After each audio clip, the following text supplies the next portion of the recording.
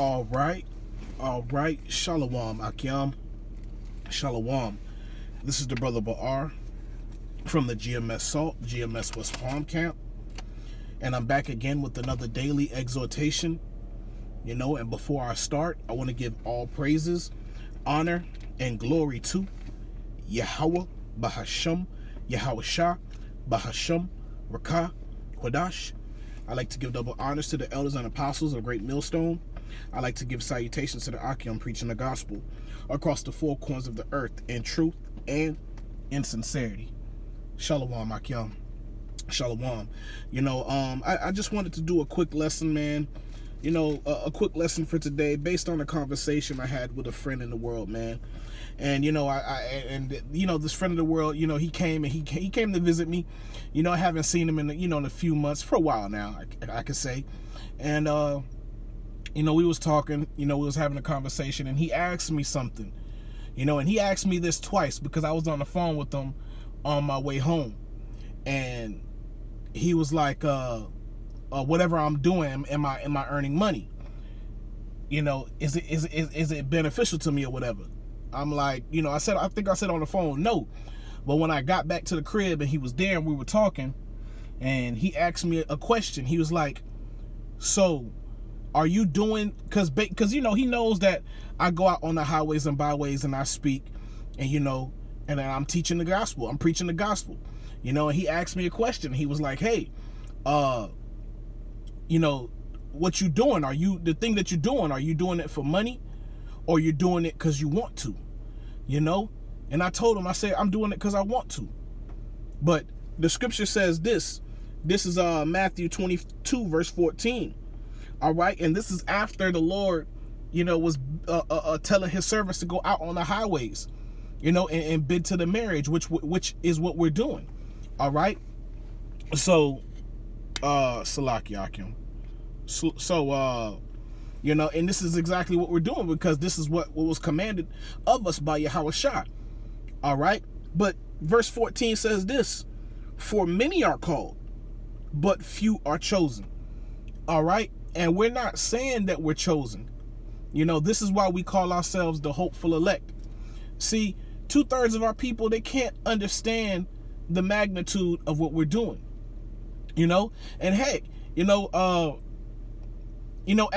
to some degree, we may not understand the magnitude and the power of what we're doing, but we can see that the Spirit of the Lord is on this earth, and we can see that the longer and longer we're out there prophesying, the more and more we're out there prophesying and doing the work, doing these lessons, flooding the internet. Okay, things are speeding up. We know that for sure. Okay, we know that for sure. But we don't. But speaking for myself, we may not understand, the magnitude of what we're doing until, Lord willing, we're part of that number, until we receive salvation, until we're in the kingdom, because the elect they're gonna be praised, man. They're gonna have honor and glory in the kingdom, man, because the elect are gonna be those who put away the ways of the world, who decided, who served the Lord and proclaimed his name, man, in a world where no one else did. We came up out of her, man. We came up out of the whore, and we didn't partake of her sins. But many are called, man, and a few are chosen. And I can't, and I believe through the Spirit that I was called, man, because, by the fear of the Lord, man, I was moved, to seek brothers, man, to seek a brother in my area. I was moved through the Spirit, through the fear of the Most High, to go looking for a brother, to go out on the highways and byways. I had it in my spirit. If I didn't find a brother at that time, I was gonna, do my best to go out there on the highways myself. But the Lord had the Spirit, set everything up the way that he did. I ultimately found a brother that's on the highways and byways, man, which is the head of our camp today, man, the brother Yeshaya. So the 2/3 of our people, they don't understand what we're doing, man. They really think that we're fools, that we're foolish, man. All right? Because they can't see the benefit of what we're doing. You know, because you still, regardless of all these things happening, man, you still have Jakes out here, you know, still forwarding in their goals. Still trying to, you know, fulfill their dreams here in Babylon. Okay? But the time is going to come, man, where they're going to get caught off guard, man. They're going to get caught off guard with the decrees that Esau is getting ready to set up, that he's getting ready to enforce. I'll say that. Okay? A lot of these people are going to get caught off guard because in their minds, they're saying peace and safety. All right? But sudden destruction is coming, man. See, what we're doing out on the highways and byways, it says, man, store up your treasures in heaven. And this is what we're doing. But the unbelievers of our people, they can't see these things, man. They can't see the benefit of what we're doing. While they're out here establishing business plans and forwarding with their plans and, you know, assuming that Babylon is going to go back to normal, a lot of those guys, they're going to be sheep led to the slaughter, man. Because they're going to want to hold on to the things that they've gotten here. All the things that they all the money, all the you know, the houses, the cars, those things, man, they're going to do whatever to keep it. So if Esau says take a vaccine, they're going to take that vaccine. If Esau says take that chip, they're going to take that chip. Because their heart and their mind, their treasures is here. But our treasures are stored up. When Esau comes in with like a flood, okay, and establishes martial law, and he shuts down and locks down everything, okay, he's putting people into concentration camps. You know, all that you have, all that you earned, that you work hard for on this side is going to be taken away from you. Now what do you have? Absolutely nothing. But the men of the Lord, those who are of this faith, we have everything. We have everything to gain. And nothing to lose on this side. Because there ain't nothing left on this side. What did the Lord say that was going to be left over on this side? Nothing but dust and the smell of smoke. That's what the 2/3 are going to inherit. Okay? I mean, the 2/3 ultimately are going to inherit the kingdom of heaven. But they're going to be reborn. But they're going to receive that reward, man, of the wicked on this side. Right along with Esau, man. Esau knows exactly what he's doing, man. He's a prideful man. And 2/3 of our people are looking up to Esau, thinking that he knows the way. He's going to lead our people unto death, man. But righteously so. The unbelievers of our people. All right? So, you know, I was moved to go out on the highways and byways, man. You know, people, they don't understand that, man. They just think that, you know, we were really out there by our own will. But to be honest with you, I didn't go out there by my own will. It had to be the Spirit of the Lord to move me out there, man. Because that Spirit suddenly came upon me, you know, one day. And it stuck on me, man. You know, hearing the apostles saying that we needed to go out on the highways and byways. You know, that it really put fear into me because I didn't want to be, you know, I didn't want to have that shame over me, man. I didn't want to be disobedient towards Yahweh Bashim Yahushua, man, because I believed, you know, I believed the gospel. I believe what's written in the scriptures, man. And I felt, how would you say? I felt not condemned, but what is it? I just felt like I had to go out, man, and proclaim his name, man, compelled, you know, to go out on the highways and byways, man. And I had faith, man, that the Lord was going to teach me and show me, man, you know, but the Lord had it set up where the brother was out there, man. And I came underneath him, man. And I sat and I learned, you know, see, these things our people don't understand. But what I've learned great things being out on the highways and byways and serving the Lord. I've seen things that's unexplainable, man, that most people won't be able to believe if you tell them so. You know, but these things are things that you know we'll cherish and never forget. The things that we're doing on this side, we'll never forget. The brotherhood that the Lord has blessed us with. Our friends in the world have no idea what true love is all about. True brotherhood is all about. They don't know what that's all about. They don't know what it feels like. Because in this world, worldly things get in the way of relationships, man. Friends in the world turn on each other, man, for carnal things. Because they're not holding themselves to a higher level of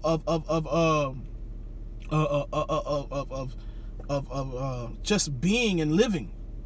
The brothers that are in the truth, man, they hold each other to a high level, man, a high standard. You know, we love each other spiritually, man. Sincerely. Natural affection. I don't have that natural affection towards my friends in the world anymore. Because they can't help me. And neither can I help them. All right? So, Proverbs 20 verse 24. And it says, a man's goings are of the Lord. How can a man then understand his own way? So it's the Lord that sent me out there on the highways and byways. See, these people wondering, like, why am I out there? I'm out there because the Lord had called me to. Because many are called. You know, to whom much is given, much is required. And I've been given a lot. You know, since the time I received the word, until the time I actually, you know, went out on the highways and byways, it was a great time. It was a great period of time. But in between time, I was studying. It was in my spirit to be disciplined and to be diligent in the word no matter what. Whether I was out on the highways and byways or not, I was not going to let that move my faith. I was not going to let that shake me. I was not going to let that spirit of doubt enter into my mind. I believed in the name. I believed in the gospel. That's why I was moved to go out there on the highways and byways, man. The Lord put that in me.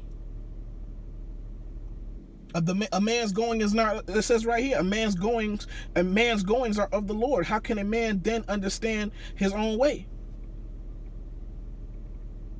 It's just, I can't believe that I'm here. I can't believe that I'm out on the highways and byways with the brothers actually, teaching the word.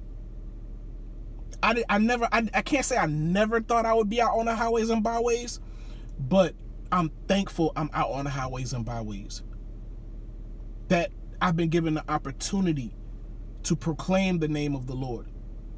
The Lord has given us a platform to showcase our faith, man.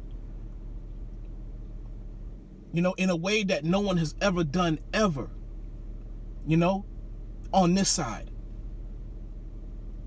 And the mighty men that are written in the scriptures, we could consider them our brothers as well. Because we're doing the same thing. Those are our brothers. Paul, Peter, Matthew, Mark, John, Luke, Isaiah. All of those are our brothers. And we're doing the same things that they're doing. Yahushua, ultimately, he's our brother. In the flesh and in the spirit. He's our brother, man. We're doing as he commanded us to do. So we're the only people in the whole entire world, the 144,000 and the 1/3 who are actually out there proclaiming the name of the Lord, man. And standing up for his word. While everybody else is being a hypocrite.